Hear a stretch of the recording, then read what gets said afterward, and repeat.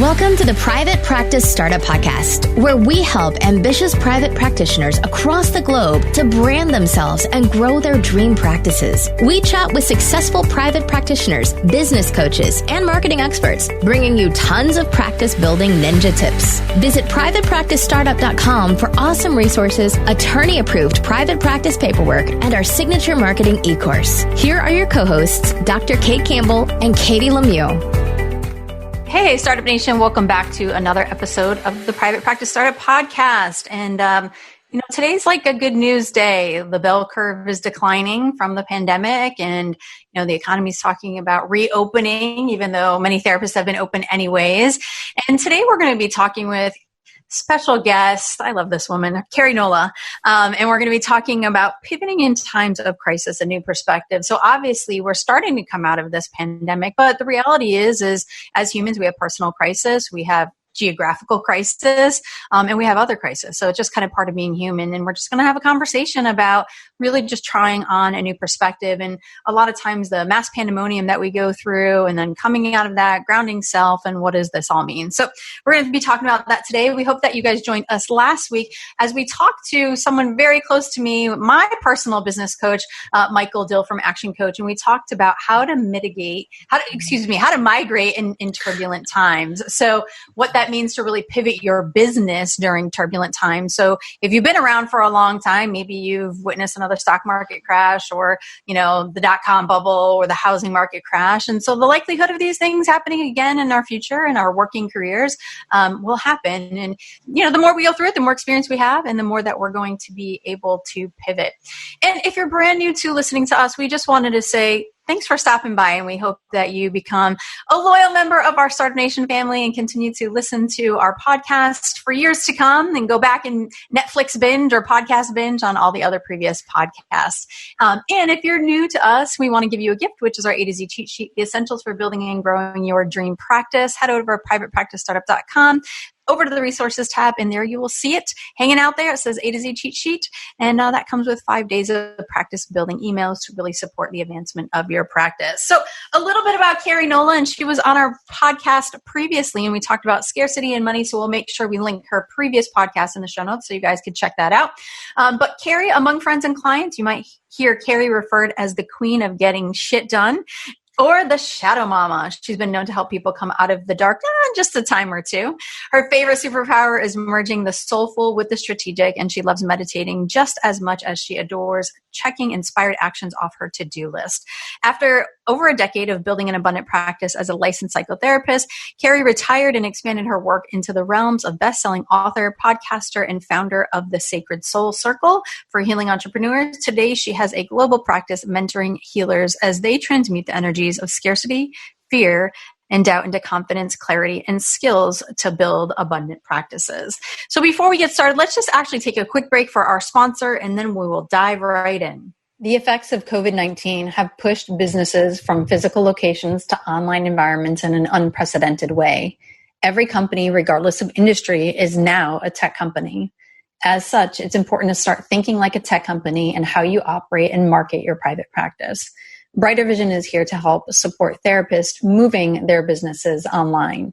To sign up for their free e-course on how to transition to telehealth practice, head to brightervision.com/e-course. As part of this free e-course, you'll receive access to a 30-day, no commitment free trial to have Brighter Vision revamp your website and marketing around telehealth. Once again, head over to brightervision.com/e-course to access this free e-course and offer. There are so many ways to keep your practice organized, but Therapy Notes is by far the best. Their easy to use, secure platform lets you not only do billing, scheduling, and progress notes, but also create a client portal to share documents and request signatures. Plus, they offer amazing unlimited phone support. So when you have a question, they're there so you can get help fast. Get started with Therapy Notes today, trusted by over 60,000 professionals. Go to therapynotes.com and enter promo code PPS, as in Private Practice Startup, and you'll get 2 months for free. Also, you can listen to episode 54, where we interviewed Brad Pliner and took an in-depth view into their EHR. Keri, welcome. Hello. So great to be back. Thank you for inviting me. Well, thanks for saying yes. Yeah, and thanks for saying yes on a whim. I know with everything going on with the pandemic, Kate and I have been bobbing and weaving and try to pick people and topics that are really relevant. So thanks for saying yes and being here with us. Of course. Happy to be here. To chat with you anytime is a pleasure. I'm excited to see where this goes. Yeah. So I know that you and I have been chatting because we share a very spiritual and kind of different perspectives sometimes. And maybe we can just like talk about like the phases that people go through or start in, during, a crisis, whether it's personal or environmental or geographical or health-wise. So what happens? Oh, so many things. I think the biggest thing is like anything that is in there comes up. So anything that we've been repressing, hiding from, pushing down, putting in the closet is just going to emerge. It's like, I think of it like squeezing an orange. It's like if there's juice in there, it comes out now. And so I think a lot of times we think, oh my gosh, it's the crisis. But yes, and it's also the crisis activating one of those buttons that has always needed to be looked at and explored, but we just have less bandwidth right now to keep it down. So it emerges, it reveals itself, and it can be really, really messy and really uncomfortable depending on what we've been hiding from ourselves. Yeah, I know for me, I definitely went through that, right? Like you think like, I thought like doomsday preppers, right? Like I know Kate too went to the store numerous times and, stocked the pantry because you don't know like, what does that mean? And then you see like no toilet paper there. It took me 6 times to go to the store to get toilet paper. What the heck? That's crazy. And then, so it's that fine balance of that scarcity mindset and then the abundance mindset too, and I know sometimes when I'm in a scarcity mindset, like I'll think about like blades of grass and how many, I don't even know, trillion blades of grass there are in the universe. And then they just keep reproducing, or the fact that we get 500 million new cells a day. And we don't even have to tell our body that, like it just does that. So I know for me that begins to ground me, but I know that we stay in often this state of scarcity and fear and panic and for a little bit. Kate, what was your experience going into this pandemic?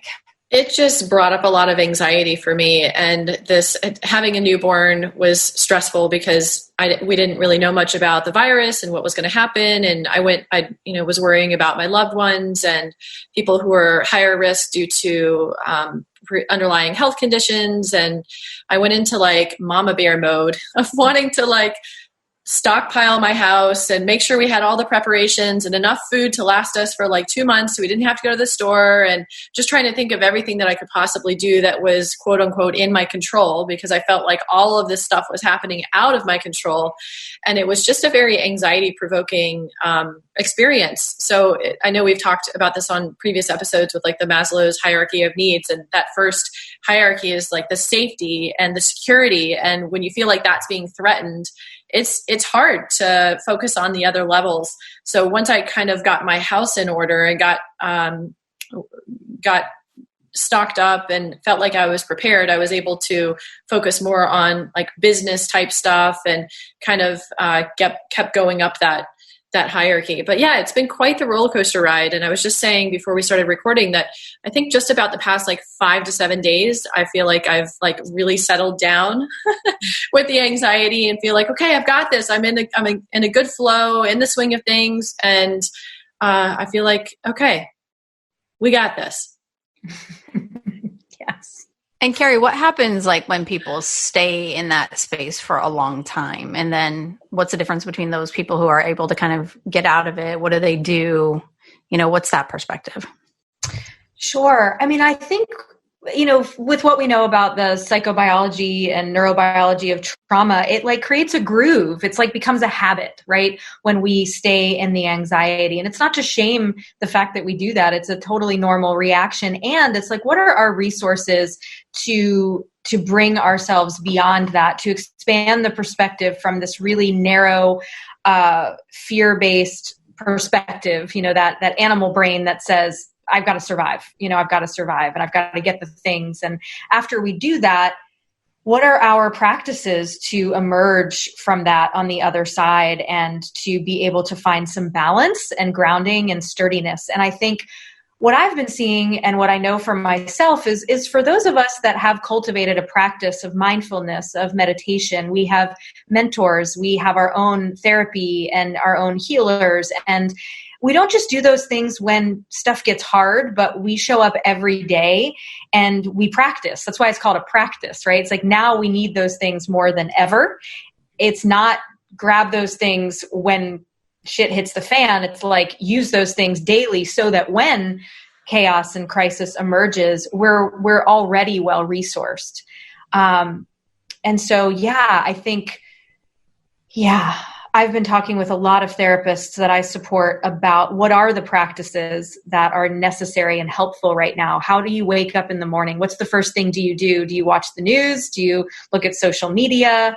Or do you breathe and maybe have a gratitude practice of like, the world feels like it's falling apart, but I look over and there's my partner. Or I wake up and I hear my kids stirring in the other room. Or I wake up and God, I have a roof over my head and there's some food in the fridge. Like what can we feel blessed about? And how can that vibration carry us so that when the anxiety hits, we're in a vibration that's high enough to be able to meet that anxiety with the level of presence that doesn't overtake us. One of the beautiful things, I mean, we're obviously in Florida. I know you're in California, so the weather's usually warmer, but it was interesting. I was just talking to my friend this morning and she had said she went to Walmart and she was thinking about getting a bike. So she went to the bike section and all the bikes were gone. And then she was leaving Walmart. There was like this row of like 100 bikes that they looked like they just assembled like in the area where the garden area is. So she ran home to like drop off her groceries. She has a small car and came back. And there was 2 bikes left. So she bought the bike, right?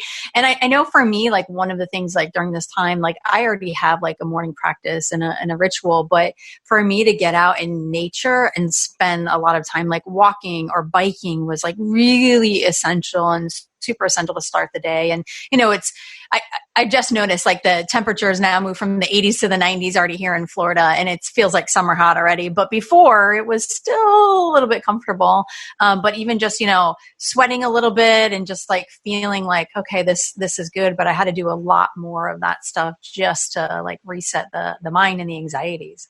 Definitely. And I love that you talked about I had to do more of it because I think the things that work when we're not in crisis don't necessarily work as well, or we may need to amplify them, do them longer, change up the routine a little bit. Like I typically haven't needed as much nature as I do right now. I'm like, okay, I need to feel the breeze. I need to get outside. I need to put my feet in the earth. I need to ground. I need to lay my back up against a tree and feel like there's something that's sturdy that can hold me on this planet right now when things feel so wobbly and uncertain and fragile and vulnerable, And I think nature can teach us so many things about that. And movement too. You mentioned like the bike story.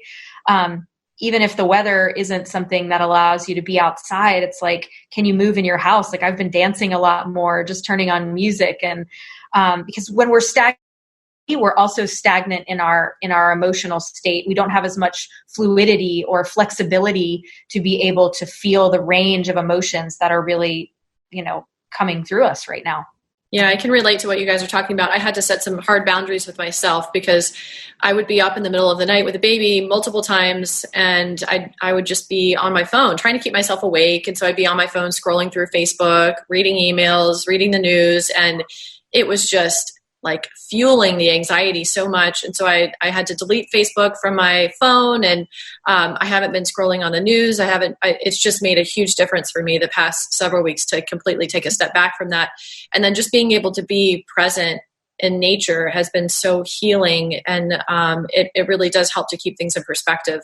I'll go on walks with both my boys. And so I've got the baby and then I've got my son, my other son, Landon, who's 5.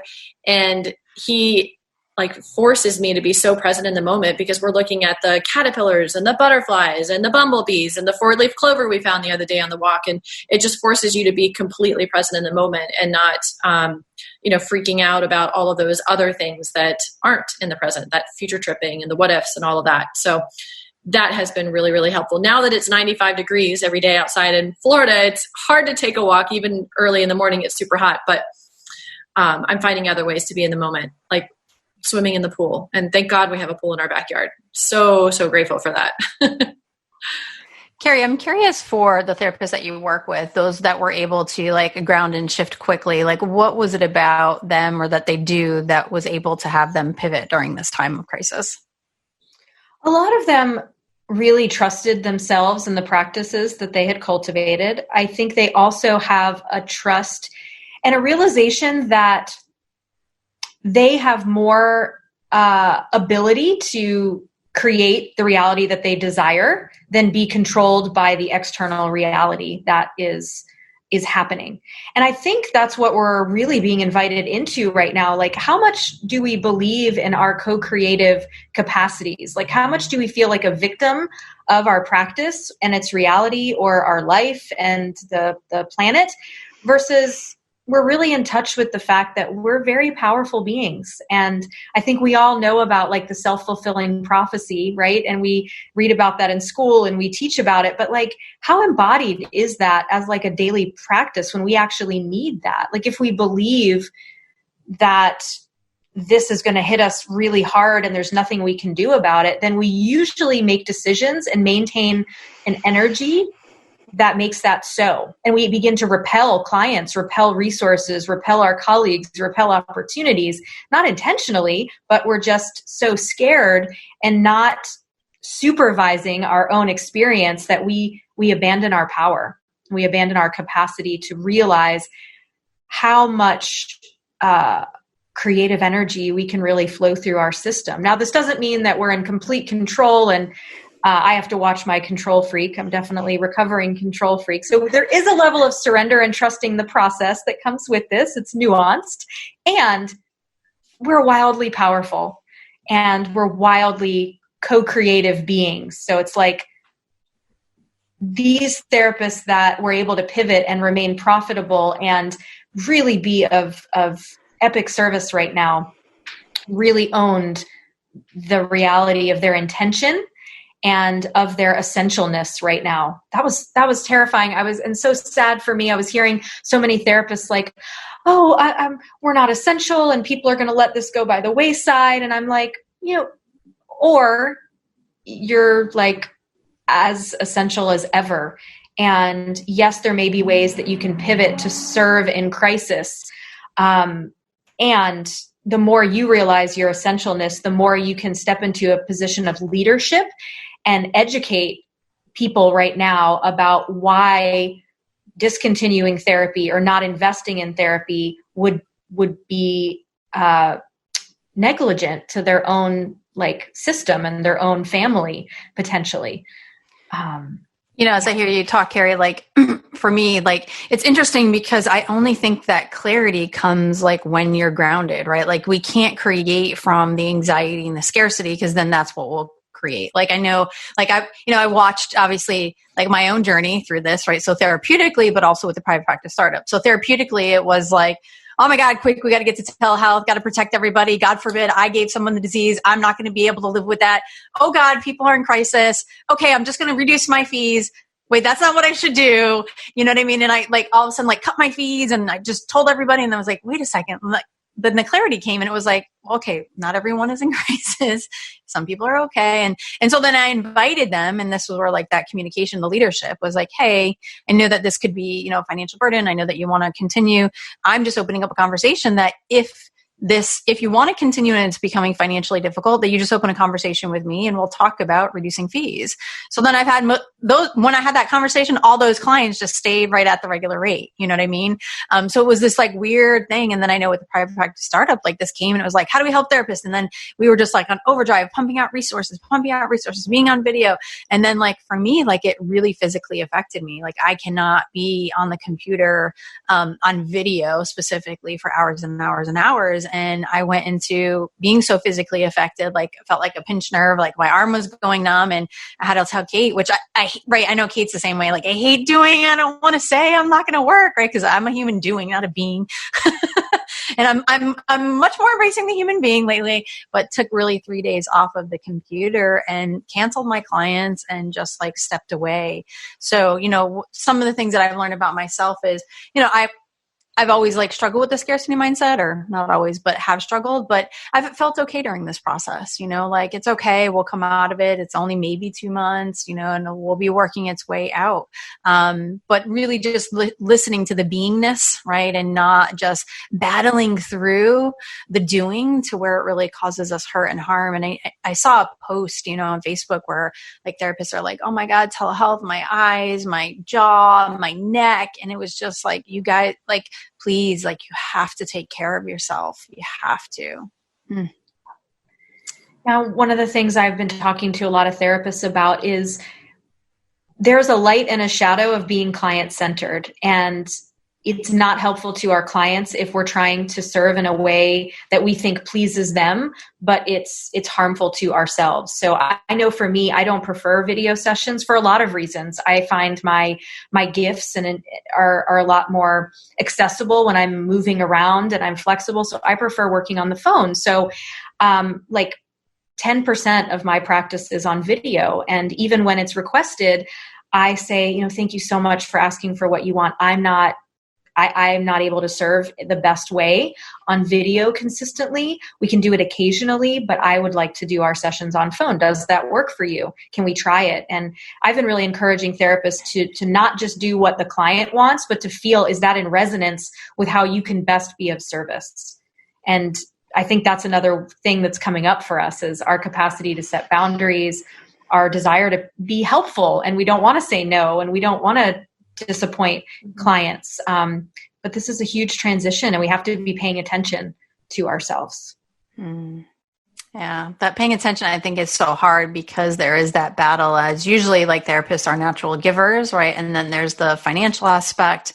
And I know before we press record, I know that, I've shared with you and I've watched this in my practice and finally, I just get it. Right. So I remember there was a time of like a period of 6 weeks where like clients weren't calling and, I was calling like my marketing people and bumping up my Google ads and doing this and changing this and nothing changed. And so I just have to tap into me energetically. And I'm like, well, what is it that I'm putting out there in the universe? And it was like, I need a break. I'm tired. And I often find when I am tired or just not in it, like clients decrease. And then when I'm back and energized, clients increase, you know what I mean? And so, how do we tap into listening to ourselves, managing that financial scarcity and the givingness and like getting into a flow of that and knowing we'll be okay?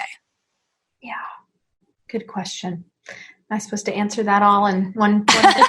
I do. I ask like 3-part questions. I'm bad at that. You're so good. I love it. I'm like an East Coaster. I could totally follow that. Okay. So the first thing is just, are we willing to get quiet? Like you said earlier, it's really hard to find our truth. And what I say is our truth with a capital T, because truth has a lot of nuance. So yes, there's a truth that like, oh my gosh, there's bills to pay and I got to get clients in the door. Like that's a truth. And like, how actually imminent is that? Like, can you breathe? Can you pause? And can you allow that pause to put you in touch with like your highest truth and to find the inspired action? Because a lot of times we find the ego's action that's based in desperation and scarcity, and that is a repellent to our clients. Then we end up attracting clients that are also making decisions from their ego. So they're likely not really ready for healing yet. They're not ready to be invested. They're not ready to spend the money. They're not ready to spend the amount of money that aligns with the frequency of healing that you're offering. So it's actually not a sustainable way to build our practice. It can bring in clients quickly sometimes, but are they the clients that you want, and does it maintain? So can you let yourself get quiet? And can you ask, like, what is the next right step for me right now? Can you go inside instead of outside, I think is one of the biggest practices, because how quick are we to call a colleague? What did you do to build your practice? What are you doing? What did that coach say the 12-step plan was to do the thing and then that I can have the thing too? It's like, maybe, and other people can be helpful. And obviously I'm a mentor and people pay me to support them and people pay you all to support them. That's great. And we have to make sure that those are like aligned resources and that it's in touch with like our highest priority and our plan and our nature. I love that. I love, and it was interesting as I was reading your bio and you said checking off the inspired actions, and how many of us are checking off the uninspired actions on our to-do list that usually, and I notice they just hang there for a long time until I have some space to start checking them off, and I don't want to do that. But it's interesting as you talk. I love that question. Like, what's the next right action, right? That feels good, that is inspired.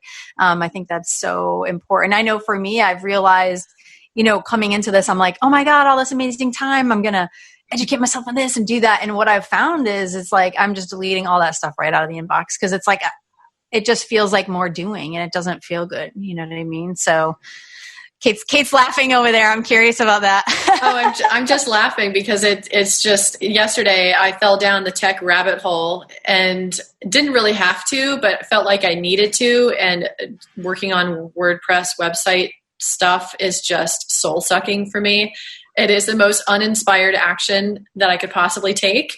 But there was a time crunch to it because there was this thing that surprised us, and we were doing a flash sale and really want to be able to support Startup Nation with our paperwork and this new platform and bonuses and all of this stuff. And I had to go down it, I thought, but then I didn't really have to. And I'm telling you, I wanted to throw my computer across the room. It was like getting me just so frustrated. And that is the stuff that I need to not fall into that rabbit hole. I need to outsource that rabbit hole because there's so much more inspired action than I would prefer to be connected to. So lesson learned from yesterday. Yes. So Kate, what's the new question you're going to ask yourself when tech issues come up? Is this something that I really need to be doing? What's the next right inspired action? Outsource that crap. Who's the best person who can take this off my plate? Yes. Nice. Awesome. You guys can hold me to that. Yes, we need more. Actually, I'm going to ask Startup Nation to hold Kate to that, right? Because I've tried, and then like all of a sudden she's like on the tech rabbit hole, and then I don't even know. But then it's like a quote unquote tech emergency where I'm like, oh, I got to figure this out. And if it was another platform like Wix, I could figure it out, and I know I could do that quickly. But yeah, the coding and all of that with WordPress, no, never again. Not doing it again. See, it's good that I just don't know tech because I just can't even be helpful. So. Oh, it's funny because this is like a result of the uninspired action. I have like this like arm cast on today because I have like carpal tunnel so bad from a skiing accident many years ago from me like stressing on the computer trying to figure out this tech emergency. Yeah, don't do the uninspired action, people. Listen to Keri. More inspired actions. Well, the world needs inspiration right now, right? And the more, like, I really too am in touch now more than ever, and I think we're seeing this. One of the, I think, positive side effects of this experience we're sharing right now is that everybody in humanity is experiencing this together, and we're seeing that the actions we individually take that help ourselves are also helping others, right? And so it's that whole put our own oxygen mask on first. And so I think we're realizing the interconnectedness of us. Like sometimes we think like, really me, like, can I help? Is what I'm doing enough? But if you realize that you're like a drop in the ocean and every drop is contributing, then you realize that when you're inspired, you're contributing inspiration to that body of water, to the collective of humanity. When you're anxious, that's what you're contributing. So a lot of therapists right now too are feeling the collective. So it's like I ask when I'm feeling anxious or uninspired, how much of this is mine and how much of this is my family's, my clients, the world's? Because we have a sensitivity, and usually we go into this field because we're more of a sponge. And we tend to absorb. So how can we squeeze out that sponge and clarify, like, what if this is actually mine and what is theirs? And you can just simply ask that question and intend to inhale and own your stuff and exhale and release their stuff. So you can actually find what's yours to work through and release the rest.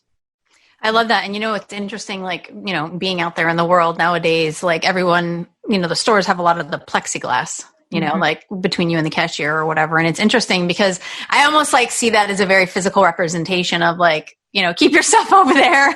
I'll keep my stuff over here. And I think sometimes we do need to check in as therapists as what's going on for us. And, I'm sure we take on so much stuff of our clients in regards to this, the stuff that they bring. And it is important to see, is that mine or is that theirs? So. Cool.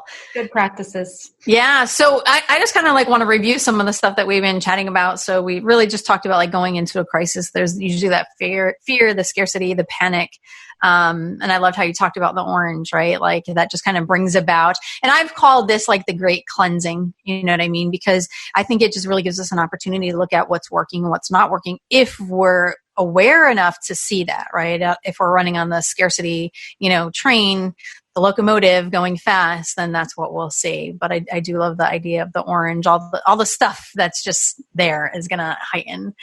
We talked about having a consistent practice and how important that is as a daily practice and coming into any crisis. I know during this pandemic, this past week, it was a very quick, fast, scary 6 days as my spouse had a medical issue that would have required us in the hospital, but we were able to avoid the hospital. But it was very scary. And then a medical procedure, right? Because they're not doing medical procedures right now that are not essential. And so that was like super scary. And I know, when we are in that place, like today was the first day of like stability. And the immediate thing I did was yoga this morning, read, I'll meditate later, like getting back to that practice and how important that is. You also talked about really creating, like the desire as well as surrendering and trusting the process. I like how you talked about the ego versus inspired action too. Mm-hmm. So making sure we're taking inspired action, not ego action, and really just like checking ourselves, like, is this mine or is this the world's or the client's or everything else? Any final thoughts, Keri, you have on our journey on our topic today? Oh, yeah, I just want to say, like, you're so valuable. You're so needed. And now more than ever, it's like mental health has been a crisis in this world before this and will be even more of this afterwards. So I think remembering like your contribution, and if you're called to this service to show up and to realize what a big deal you are and how much your contribution matters, while also balancing that with taking care of yourself and knowing that other people are contributing too, and your piece of the puzzle matters, and taking care of you matters too. Like you're not carrying the whole burden by yourself. Awesome. Well, thank you so much. And Keri, where can people find out about you? Oh, come on over to my website, kerinola.com, and play. I'm doing some, healers gatherings for free to just practice that human being instead of human doing stuff. And I would love for you to share about your healer's code. I know you do that annually, right? Oh, annual? Yeah, please share about that. Yeah, I have a live event called Healer's Code Live every January, and it's where we spend the weekend together helping therapists and healers to upgrade their abundance and activate their client attraction by just clearing all of those beliefs and stories and illusions and distortions that are so popular and common in the world, and coming back to the truth of our power so we can serve abundantly. Awesome. Well, we so thank you for being here. I'm really grateful. We're grateful for your friendship and just your light in the world and the way that you serve. So we appreciate you being here. And Startup Nation, we hope you enjoyed this podcast. And we hope that you join us next week. And this is like perfect opportunity as what we've talked about in this one, is that we are having the author of The Miracle Morning, Hal Elrod, on. And so I know that Keri had mentioned really having a daily practice, and Hal Elrod is all about that in The Miracle Morning and how that really sets us up for success. And you hear Keri talk a little bit about that. So join us next week for that. And Startup Nation, we love you. We're thinking about you. We hope you're doing well.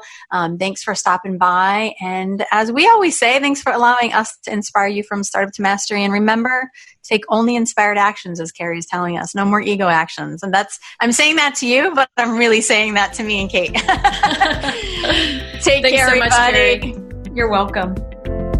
Thanks for joining us on The Private Practice Startup. Visit theprivatepracticestartup.com for awesome resources, free trainings, attorney-approved private practice paperwork, and so much more.